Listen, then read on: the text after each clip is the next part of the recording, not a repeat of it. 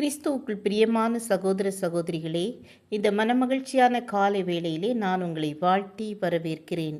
இன்றைய தினம் நாம் தியானிக்க இருக்கிற வசனம் மத்தேயு 17ஆம் அதிகாரம் 20ஆம் வசனம்.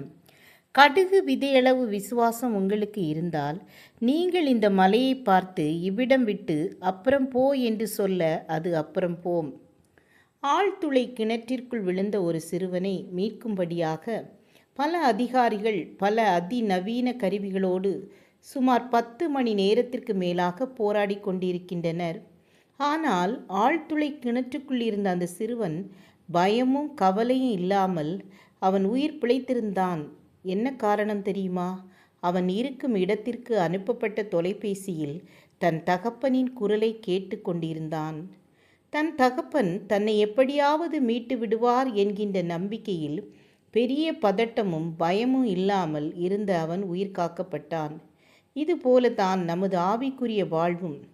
உலகம் என்கின்ற ஆழ்துளை கிணற்றுக்குள் இருக்கிற நாம் நம் தகப்பனாகிய இயேசுவின் மீது விசுவாசம் கொள்ளும் பொழுது பரம தகப்பன் கண்டிப்பாக நம்மை மண்ணுலக வாழ்விலும் விண்ணுலக வாழ்விலும் உயர்ந்திருக்க பண்ணுவார் என்பது நிச்சயம்.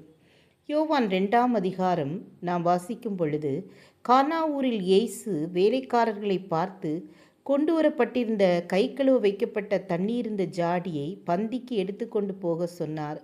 அவர்கள் அந்த 6 ஜாடிகளையும் விசுவாசத்தோடு பந்திக்கு எடுத்து சென்றனர்.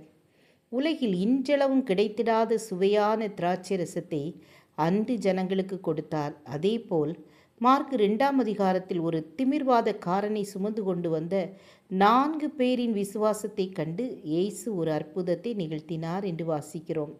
எப்படி கடுகு பார்க்க சிறிதாக இருந்தாலும் அது விதையாக விதைக்கப்பட்டு மரமாக வளரும் பொழுது பெரிதாக மாறுமோ, அதுபோல நமது வாழ்விலும் கூட பெரிய காரியங்களை நடத்த சிறிய கடுகளவு விசுவாசம் போதும்.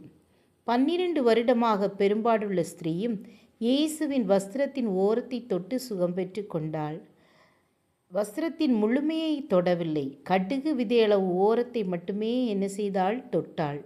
விடுதலையை பெற்றுக்கொண்டாள். ஆம், என கண்பானவர்களே, இயேசுவின் மேல் நாம் கொண்டிருக்கும் விசுவாசம் கடுகு விதையளவாது இருக்கிறதா என்று நாம் சிந்திப்போம். நம்முடைய விசுவாசம் நமக்கு ஜெயத்தை கொண்டு வரும். ஜெபம் செய்வோம். அன்பின் பிதாவே, எங்களிலும் மலையளவு அல்லப்பா, கடுகளவு மட்டுமே விசுவாசத்தை எதிர்பார்க்கிறீங்க. இந்த நாள் முதல் கடுகளவு விசுவாசத்தை எங்கள் ஒவ்வொருவருக்கும் தாருங்க. இயேசுவின் நாமத்தில் பிதாவே, ஆமேன் ஆமேன். God bless you.